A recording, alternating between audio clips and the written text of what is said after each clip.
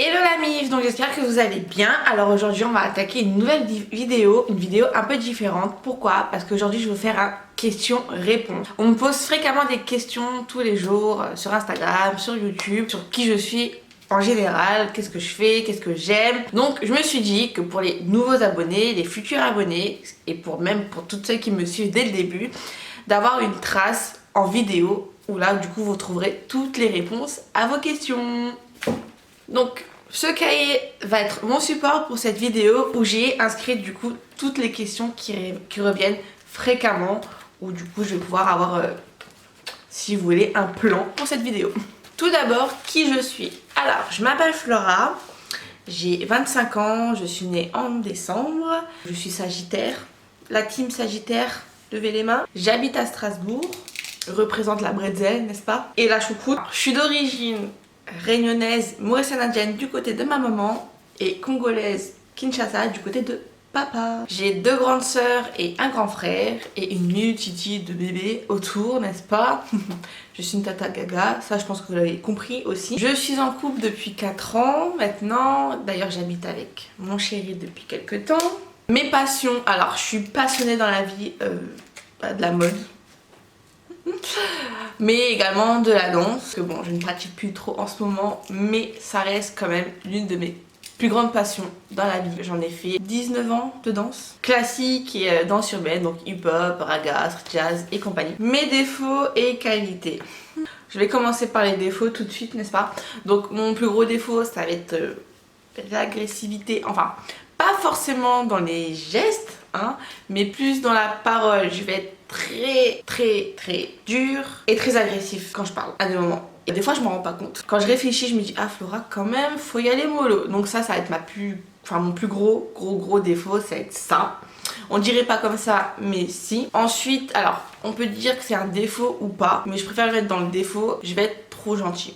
Clairement je vais être trop gentille. Je pense que beaucoup vous êtes comme ça aussi. Dans des situations c'est bien mais dans d'autres non. Parce que les gens vont vite abuser de vous et vous allez même pas vous rendre compte. Il y a derrière ça un petit peu de naïveté aussi. Mais après en termes de qualité, je suis souriante, je suis généreuse, je suis simple, je suis ouverte à tout, je suis sociable, sociable, pardon. Donc voilà. Ton parcours scolaire. Alors j'ai fait un baccalauréat professionnel commerce en 3 ans et j'ai fait un BTS MUC, du coup c'est management des unités commerciales. Mon parcours professionnel, alors j'ai travaillé dans la vente, en lingerie et en prêt-à-porter et dernièrement dans les montres pendant 6-7 ans. Alors si je dois donner des enseignes où j'ai travaillé, alors j'ai travaillé dans la lingerie, j'ai travaillé chez Tam Lingerie, Passionata, Princesse Tam Tam, Chantel. Dans le prêt-à-porter j'ai travaillé chez H&M. D'où le fait que ce soit ma maison et oui, d'où le fait où j'arrive à bien me repérer aussi pour trouver des pépites. C'est ça mon secret. J'ai travaillé chez Bash aussi, chez Comptoir des Cotonniers, j'ai travaillé chez Promode aussi. Voilà. Mon plus grand rêve, alors mon plus grand rêve, et comme beaucoup, c'est vivre de ses rêves. Alors c'est hyper large, je sais, mais il faut toujours croire en ses rêves et croire à sa capacité de réaliser ses rêves. Ta ou tes citations préférées. Il y a une citation, alors j'en ai beaucoup hein, que je vais reprendre un petit peu tous les jours, mais la citation qui me correspond bien et qui correspond un petit peu à comment je pense, c'est oser, c'est vivre. Et je pense que beaucoup vous l'avez ancré dans votre tête parce que lorsque vous utilisez cette citation, vous pensez tout de suite à moi et ça me fait super plaisir d'ailleurs. Ta pire honte. Alors ma pire honte, il y en a tellement, j'ai tellement fait de gaffe en fait moi. Non allez, celle qui me vient en tête c'est un samedi matin au centre-ville, rempli de monde, vers 11 h, je me suis clairement en fait, je me suis emmêlé les pieds et bam, la tête la première et je me suis relevée comme si de rien n'était. Je vous dis pas comment j'ai vite marché hein. Ce que tu dirais à la Flora ado, soit il y a 10 ans à peu près. Ouh, moi il y a 10 ans c'était quelque chose. Non, vous n'aurez pas de photo. Quoique, je vais peut-être en trouver une, j'en sais rien. Ce que je dirais à la Flora ado, c'est ne pas se laisser faire. Que ce soit Pierre, Paul, Jacques, que ce soit famille, amis. Ok, on vous a inclus des valeurs. Ne jamais mettre de côté ses propres valeurs. Dire ce qu'on pense. Que si on n'est pas d'accord, et ben on n'est pas d'accord. Alors, je tiens à préciser, et de façon très intelligente, hein, n'est-ce pas? Donc là, je vais vraiment attaquer la question de Instagram et tout ce qui va avec. Instagram, depuis quand et pourquoi? Je suis sur Instagram depuis fin 2017. Pourquoi je me suis lancée sur Instagram? J'étais dans une mauvaise période, très mauvaise période, où j'étais entre convalescence parce que je m'étais fait opérer le pied droit, donc forcément je ne pouvais pas marcher, je ne pouvais pas sortir de chez moi, je ne pouvais clairement rien faire pendant un bon bout de temps, et entre une procédure judiciaire contre mon ancien employeur, que je ne citerai pas le nom, mais clairement c'était très dur parce que du coup, là où je travaillais, j'y étais pendant un moment, ça faisait peut-être 1 an, et il y a eu un changement de direction et j'ai commencé à avoir que des signaux d'alerte en me disant Flora, attention, elle veut te faire sortir de là, elle a un problème contre toi. Est-ce que c'était ma couleur de peau? Je veux pas savoir. Enfin, beaucoup me disaient que c'était du racisme ou autre. Au jour d'aujourd'hui, je pense que oui, un petit peu. Mais en tout cas, voilà, c'était très dur. Donc j'ai dû vivre avec ceci pendant 8 mois. Donc 8 premiers mois où j'étais sur Instagram. C'est pas une question qui fait partie forcément de tout ça, mais je vais y répondre parce que je pense que vous vous posez la question quand même. C'est comment j'ai fait les premiers temps pour vous faire des photos alors que je m'étais fait opérer du pied. Très honnêtement, moi-même je sais pas comment j'ai eu la force, mais j'ai eu la force. J'ai eu la force dans le sens où, étant donné que je devais être alitée, clairement, les seuls moments où je devais me lever, c'était pour faire mes besoins et aller me doucher, n'est-ce pas? Je m'habillais clairement, hein, je vous mens pas, je m'habillais, j'étais sur le lit, d'accord? J'avais mon miroir qui était au pied du lit, donc je réfléchissais dans ma tête, je me disais, bon Flora, tu fais cette pause comme si tu restes pas plus de 4 secondes à prendre en photo et ensuite tu te rallonges. Et bah c'est ce que j'ai fait, clairement. Et sachez que juste, je ne montrerai jamais. Je vais peut-être retrouver une photo, quelques photos, et je vais vous mettre ici. Mais je ne montrerai jamais mon pied droit. Il y avait toujours un pied visible et pas l'autre. Parce que le pied droit, en fait, j'avais une chaussure médicale. Et dans le pourquoi, je me suis aussi lancée sur Instagram. Très honnêtement, c'est que j'ai toujours été passionnée de mode et autres, et j'ai toujours aimé m'habiller aussi. Et pour moi, je me suis dit que je vais essayer de partager cette passion, comme j'étais bloquée, plus avec mes clientes au travail, n'est-ce pas, mais avec le monde entier, entre guillemets, sur Instagram, à partager ma passion, à partager mes looks, à partager mes inspi, mes idées, ma façon d'être, et tout est venu vraiment comme ça. Quand je parle des 8 mois, c'est-à-dire de fin octobre 2017 à, vous rajoutez 8 mois, novembre, décembre, janvier, février, mars, avril, mai, voilà, jusqu'à mai, j'étais dans cette période floue et ça ne s'est pas vu. J'avoue que j'ai bien caché mon jeu, mais petit à petit, et grâce à la communauté que j'ai pu construire aussi sur Instagram, je me suis sentie tellement mieux et j'ai vraiment kiffé construire une communauté. Et j'ai un petit peu oublié tout le reste. Pourquoi Floraka? Alors, tout simplement, Flora, donc c'est mon prénom. Alors, je ne sais pas pourquoi j'ai mis de O, de A, mais enfin, si je trouvais ça cool, tout simplement. Et pourquoi le K? Le K, c'est la première lettre de mon nom de famille.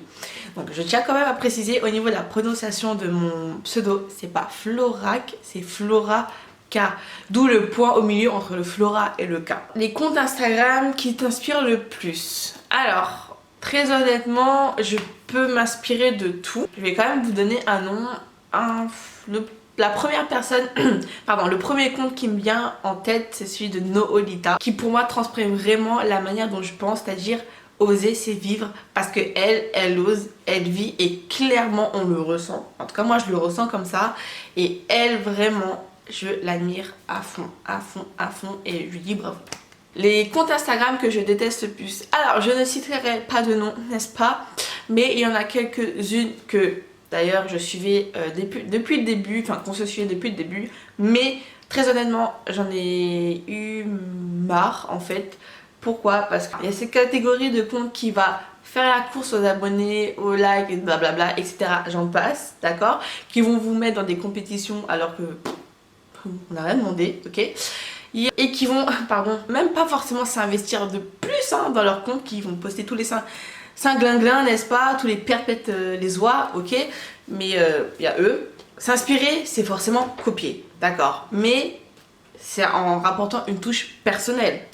J'espère que vous êtes d'accord avec moi. Sauf qu'il y a des comptes qui copient intégralement. Et ça ça me sort par la tête. Franchement, je ne comprends pas. Mais elle est où ta personnalité dedans en fait? Clairement, faut me dire où est ce genre de... Où sont les personnalités? Ça sert à rien, clairement ça sert à rien. Donc voilà, il y a ce genre de compte là, pareil. Après il y a tous les autres qui... les gros fakes et tout, qui proclament beauté naturelle et patati et patata, alors qu'en fait elles ont des coups de bistouri sur tout leur corps. Et après elles vont nous faire croire que c'est le sport, vous inquiétez pas, oui bien sûr. On adore. Donc je répète, moi j'ai fait 18 ans de danse, donc j'étais forcément, enfin oui forcément musclée, plus ce sport en cours, donc non. Là oui, aujourd'hui j'ai peut-être pris 10 kilos de plus parce que bon bref, les hormones, là je sais plus et je fais plus trop de sport en ce moment et tout, mais non, j'étais comme ça, bien musclée, etc.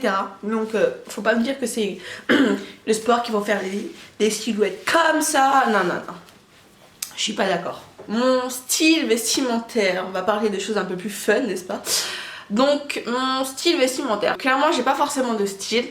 Alors, je n'ai pas de style, certes, mais c'est vrai que j'aurai une base, si vous voulez, qui sera chic décontracté. Ensuite, je vais venir un petit peu doser pour du streetwear et des fois, je vais venir doser pour du classe, du chic, du élégant. Donc voilà, on va dire que j'ai juste une base, c'est du chic décontracté. Après le reste, je m'amuse, j'assemble, je désemble selon mes goûts. On va parler de shopping. Alors, les magasins et sites internet que tu préfères. Donc, les magasins, donc ça va être Zara, H&M, ou H&M d'ailleurs, c'est ma maison.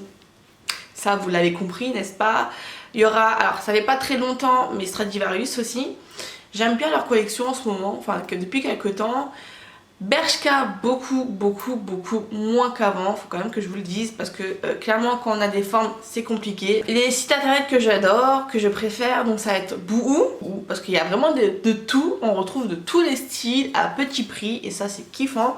Il y a Pretty Little Thing qui est dans le même délire, un petit peu, peut-être un peu plus sexy aussi en termes de gamme de produits, mais on retrouve quand même pas mal de choses un peu plus casual ou autres à petit prix également. Le budget shopping par mois, alors je vais pas dire par mois, mais plutôt une moyenne, ça va être de 200 €. Pourquoi? Parce que des fois je fonctionne avec un coup de cœur, des fois je vais fonctionner par nécessité, des fois je vais fonctionner par... en hiver forcément ça sera un peu plus ou quasiment 200 parce que les grosses pièces ça coûte cher.